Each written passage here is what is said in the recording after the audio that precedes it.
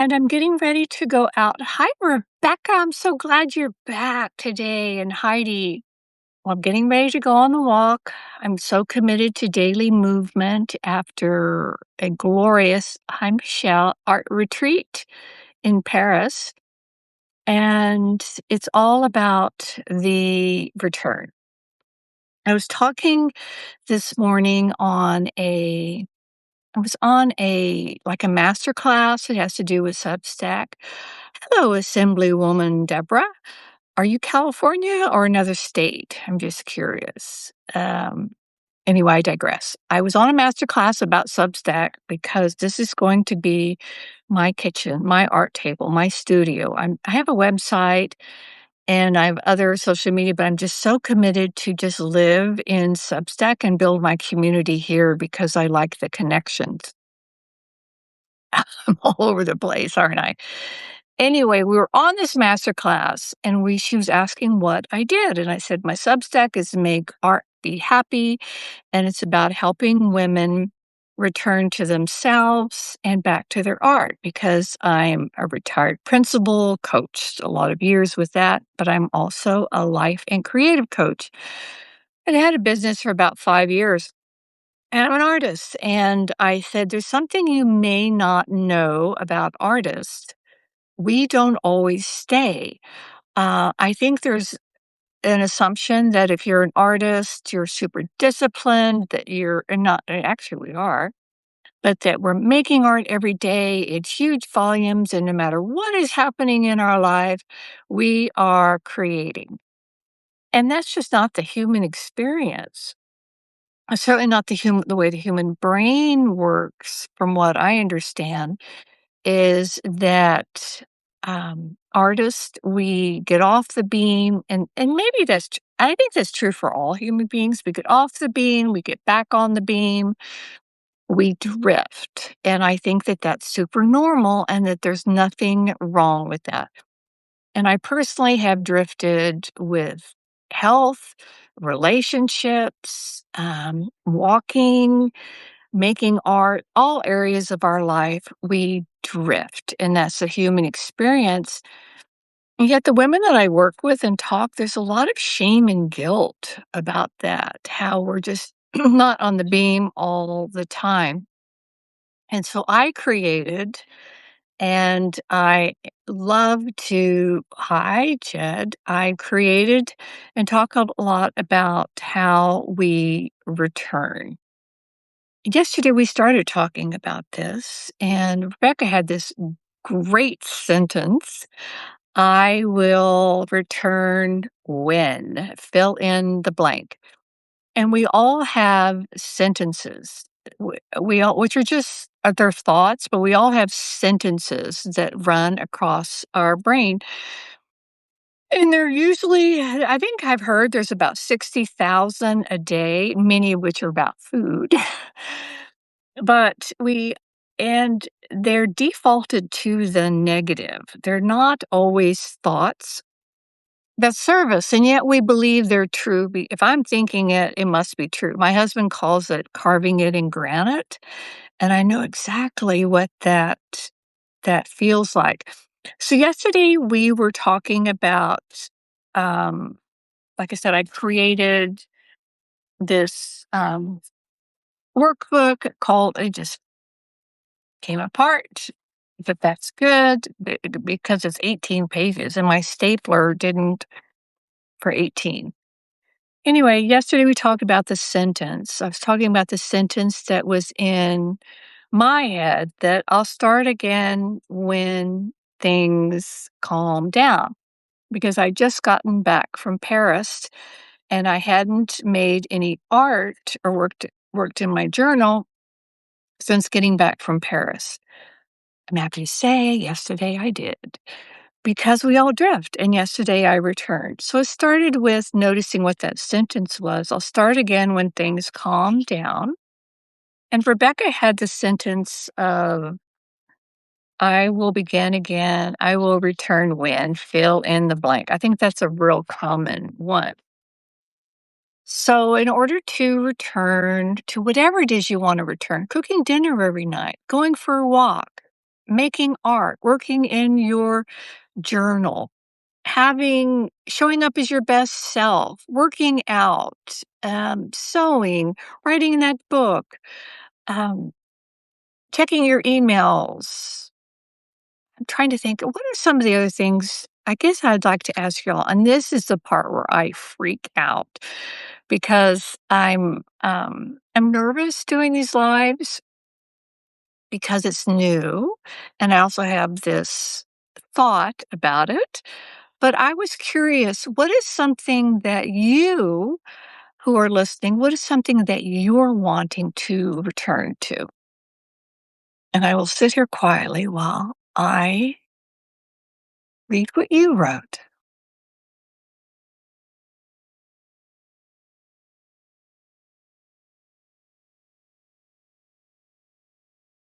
Could it be your art? Could it be health? Could it be exercise? Could it be eating better? There's no right or wrong answer. And it is okay to not, it's okay not to answer.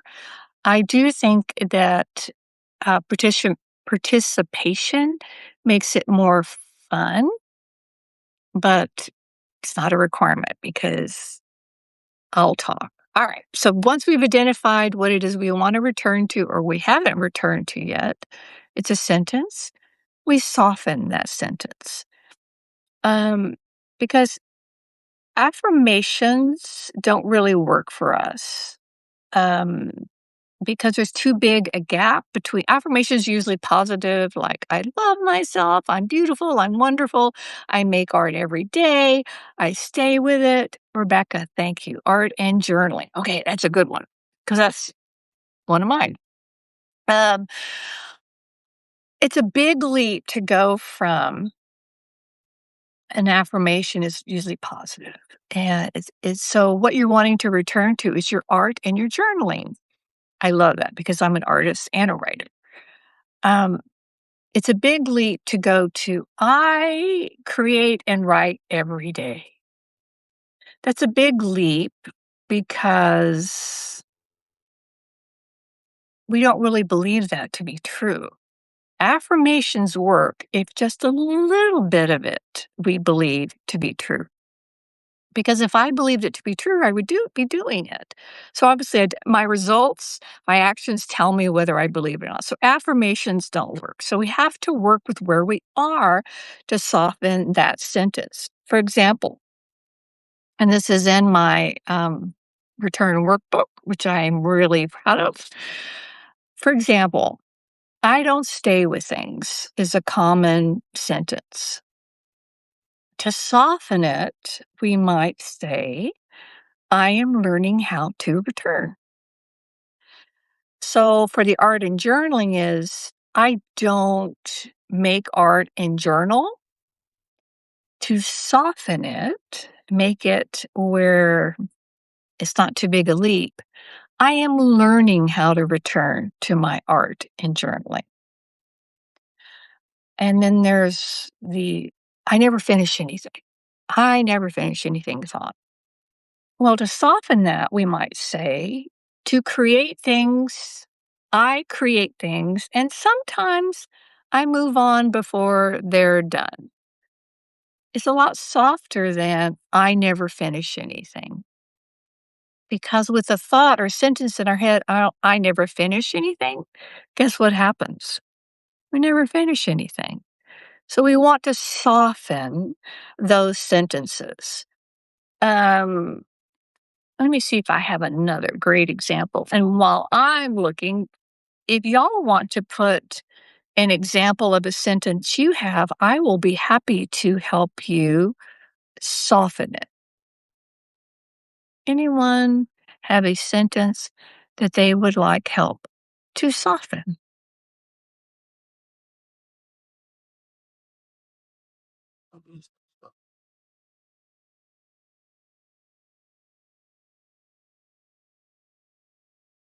It's okay if you want to pop it in later. There might be a bit of a delay also.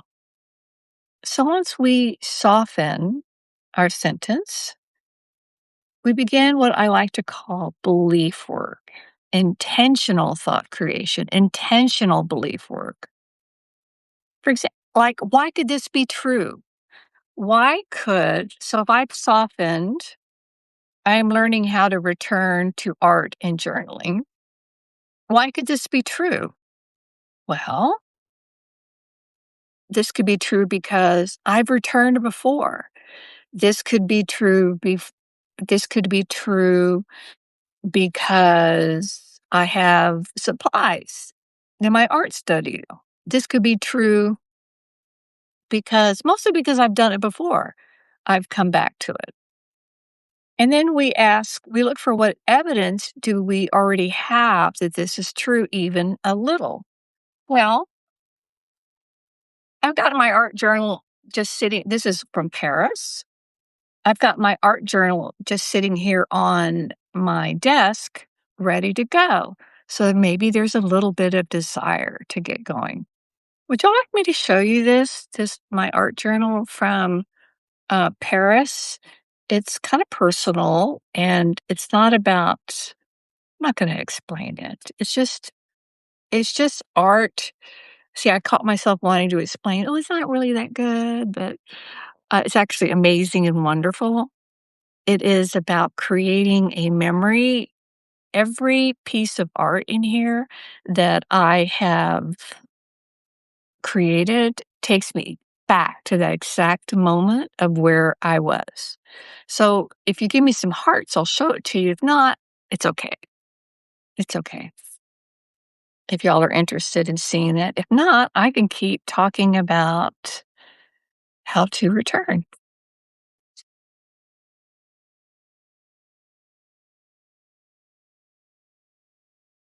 Well, I will show you that just the one that the most that I thought came out the prettiest was we gathered some flowers from a oh god, the flowers and the fruit and vegetables are. Thank you, Rebecca. I love you. You're the best. This is I did a charcoal of the flowers that I made a little charcoal, and then I came in with a oil blending stick and a white, and I just kind of blended it and smudged it. And since it's charcoal, it's not set. So when you close it, what I really love is that it showed a little bit of the ghost print. Because, Rebecca, this is my palette for Paris. This is, I went to the Rodin Museum and I saw The Thinker. And I remember the exact moment that I was drawing it. Um, And what I noticed the most about it was that his hand is not under his chin. He's not thinking. His hand is right here. So I'm wondering if he's thinking kind of like I do, these really negative thoughts, and he's not wanting to say them. I don't know, something to think about. And then I went to the Louvre, and as I entered, I drew a little sketch of the Lady of Victory really quick. And what I noticed was everyone was taking pictures and selfies. And I remember sitting on the steps and noticing, why is everyone taking pictures? I can go, because of this little sketch, I can go right back to that exact moment. And then here is the ballerina from the Louvre to the Degas. And I remember exactly where I was standing. There weren't a lot of people around. Um, Here's a quick sketch of watercolor of the Mona Lisa, definitely. Then I went to Notre Dame and went to mass, and this is I was sitting. I know I'm such a bad, naughty girl sketching in. I saw the Thinker twin in Philadelphia. Absolutely amazing. Yes, I just this we could talk all day about because I'm a mindset coach about thinking. Here is the Pieta. I sketched it while I was sitting, right before mass started. This is the newly restored Notre Dame, and it was up on the altar, and I was so touched by it. We had a picnic in the rain at the base of the, Eiffel Tower, so I did a little sketch in watercolor of the Eiffel Tower. Then, of course, I went shopping for art supplies. My favorite color watercolors are, Chevron, and so I bought they're juicy and watercolory, and they don't really layer well, but I love them. I just have the creaminess like they're acrylics. And then I did a another charcoal of another piece of watercolor and not watercolor, of a flower. And what else is in here? We saw the charcoal. Oh, and then more florals. I did just a little sketch in watercolor. Here's a space ready to be filled in with a red wax pencil and some gesso. And then, oh, these are in the Rodin Museum. I just did a just using gouache and 2 colors of gouache. I did the darks and the lights just with the shapes, real rough, and then went back in with a contour, and I really like these fellows. And here is still more.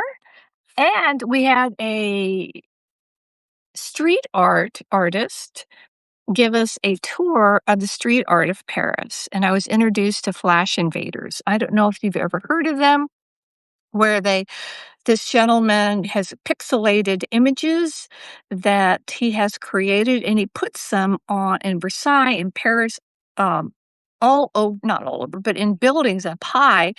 And if you take a picture of it and it goes in this app, you get points.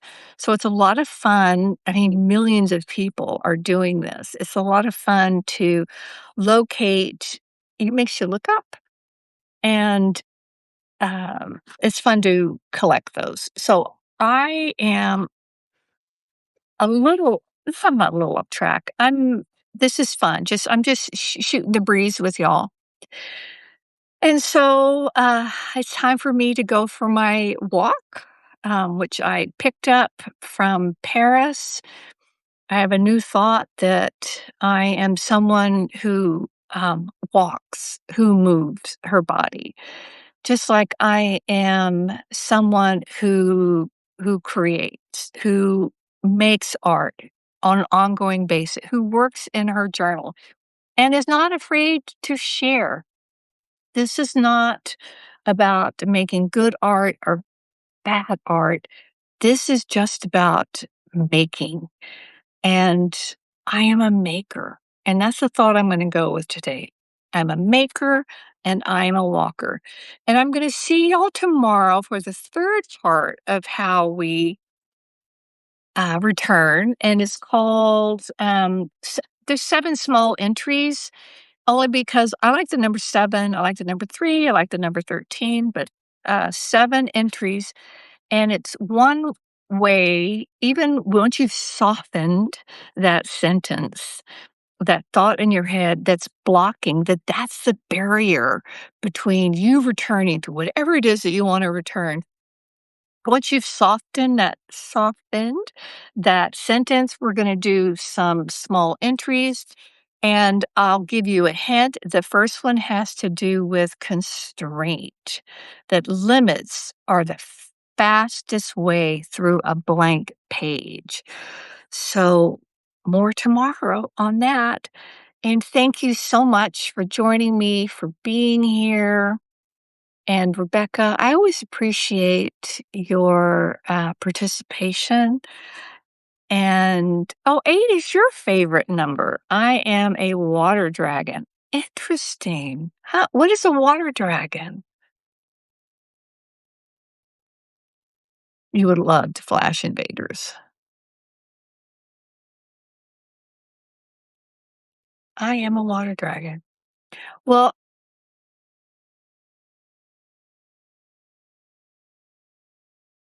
Chinese zodiac. Oh, interesting. Well, I want to know more about that, Rebecca. I'm fascinated by that, the Chinese a water dragon.